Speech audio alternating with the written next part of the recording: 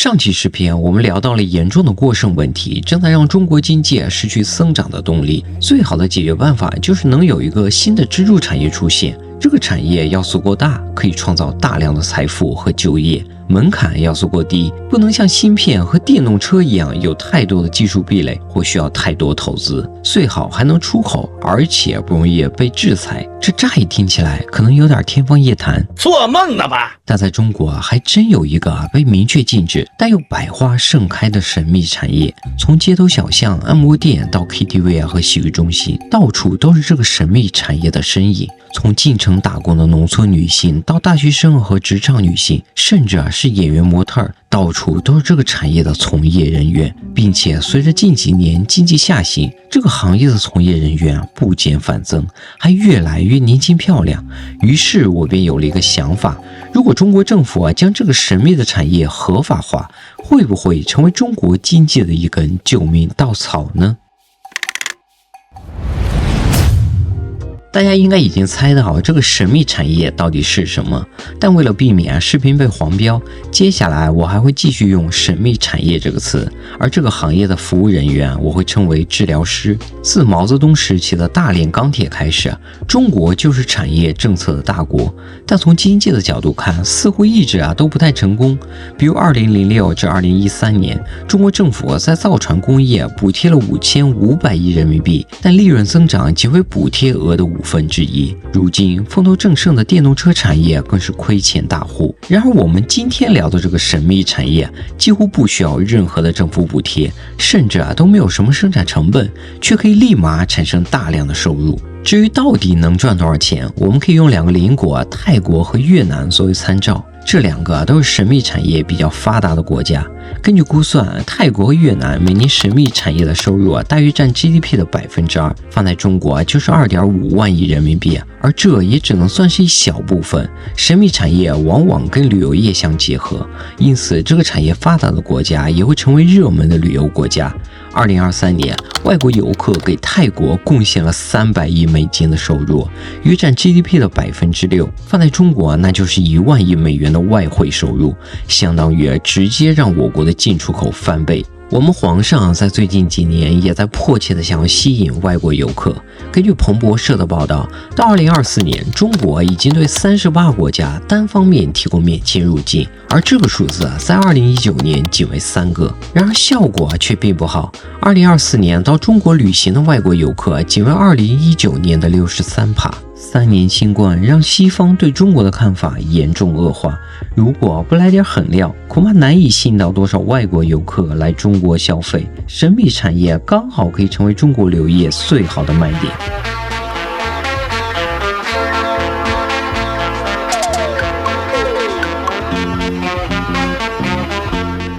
我们甚至完全不需要担心这个神秘产业是否可以在中国成功的发展起来，因为中国大陆在这方面早就是经验丰富。当年的东莞就独创了管事服务，甚至还有大量的男性治疗师，那是真正的遥遥领先。据说从台湾和亚洲其他国家来大陆的商人经常在东莞流连忘返。而且和其他产业不同，神秘产业和旅游业的顾客面向大众，就算中国政府对其大量补贴，其他国家也没有办法像电动车、光伏和芯片那样实行有效的制裁。总不能禁止居民来中国旅游吧？这才是真正能实现高质量长远发展的产业。由此可见，这个神秘的产业若发展起来，至少也能帮中国拉动几万亿的 GDP。除了促进经济，神秘产业合法化还能大幅增加政府税收，缓解地方政府债务问题。根据国际性工作者联盟的估算，目前中国的治疗师数量高达500万人，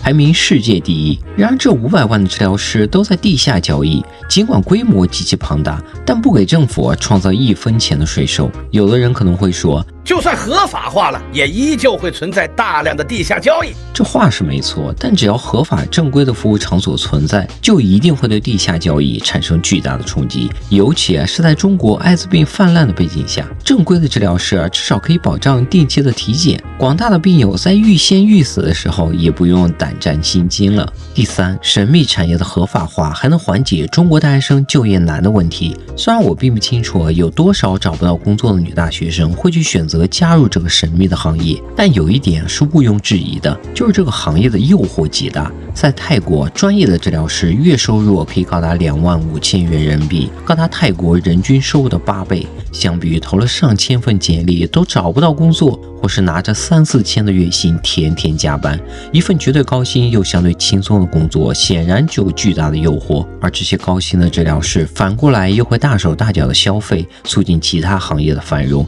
这不就是中国政府追求的经济健康发展吗？第四，神秘产业的合法化还可以节省公共资源。由于性交易来自于人的天性，并且随着文化对性的态度越来越开放，非法性交易的数量也会越来越多。然而，在神秘产业被禁止的国家，打击非法性交易需要耗费大量的公共资源，而且还会滋生贪腐。根据《新京报》的一篇报道，江苏省的一家派出所多年向洗浴中心索取高额的赞助费，这个赞助费其实就是默许洗浴中心开展非法性交易的保护费。在中国，这样的行为肯定极为普遍。神秘产业如果合法化，不仅所谓的扫黄支出就可以大幅减少，还能从根本杜绝借扫黄之名行贪腐之实的行为。第五，神秘产业合法化有助于抑制中国潜在的艾滋病泛滥。根据中国疾控中心的数据，2023年中国艾滋病感染人数新增11万人，总人数已经超过132万人，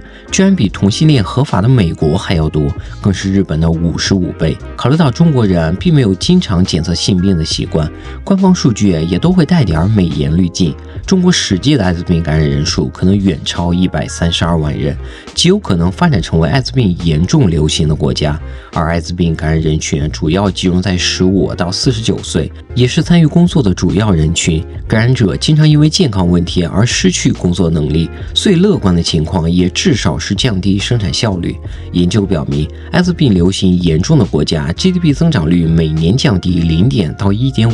刚刚我们聊了很多神秘产业的合法化会给中国经济带来方方面面的好处，但有的人可能还是会担心神秘产业跟中国文化可能会存在巨大的冲突。但其实在现代中国和性交易相关的文化无处不在，中国的流行文化中就存在大量以性换钱的影子，比如求保养、干爹、事业线等流行语的出现。中国职场也不乏性交易的例子，比如去年上海仁济医院的性丑闻事件，重症科的护士专门给同院的医生提供各种服务，甚至出场费都明码标价。神秘产业更是中国政客和商人社交的主要场所。在《纽约时报》一篇名为《兄弟规则》的文章中，描述了中国生意场和神秘产业相关的潜规则。商人如果是和政府人员打交道，为他们的一夜风流买单，与企业为了建立关系需要进贡的金额相比，只是一笔相对很小的数目，与行贿带来的好处相比，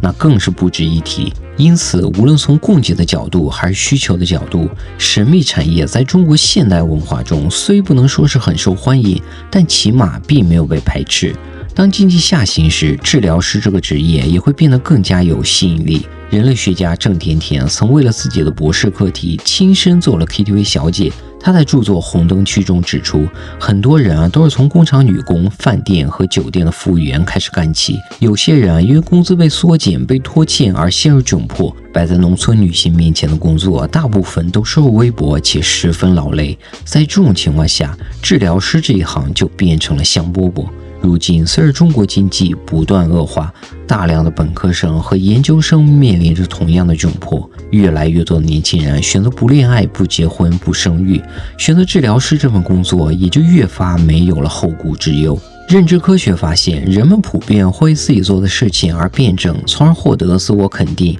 根据郑甜甜的观察，治疗师善于把爱情具象化和商品化。对他们来说，爱情不过是男人对女人性剥削的一种掩饰。性剥削意味着男人可以自由地使用女人的身体，但治疗师这个行业让男人在使用女人身体时必须掏钱给予经济补偿。从这个角度看，治疗师这个行业反而赋予了女性该有的权利。权利。虽然刚刚说了那么多神秘产业的好处，但其实绝大多数国家都没有选择让其合法化，所以必然也有着不可避免的问题。以荷兰为例，虽然如今神秘产业在荷兰已经合法化了20多年，但仍然被很多人将其与毒品和暴力混为一谈。这倒也不全是因为荷兰人对神秘产业一直存有偏见。荷兰阿姆斯特丹的红灯区本身就是毒品交易的重灾区，不过这点对于中国政府来说倒并不是问题。中国不仅拥有全世界最强的监管系统，可以有效地控制毒品和暴力，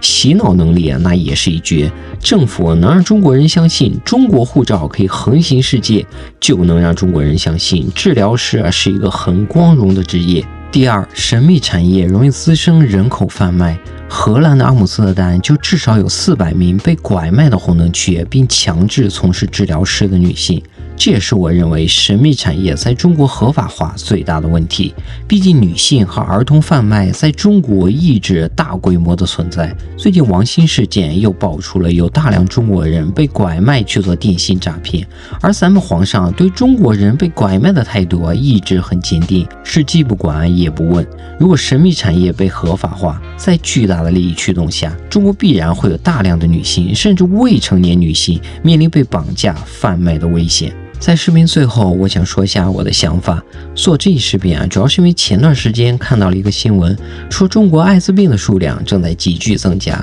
就突发奇想，既然中国人玩得越来越花了，若是将神秘产业合法化，对经济会有什么影响呢？开始主要是觉得这个课题很有趣，但后来真的越想越觉得神秘产业的合法化可能真的会成为中国经济的一根救命稻草。这个产业的发展也远比芯片、光伏、电动车等等要靠谱得多。身为男性我本人对治疗师这个行业并没有什么不好的看法。相比于很多毫无底线的医生、律师和教师等等，一个努力做好服务的治疗师显然要更加值得尊敬。最后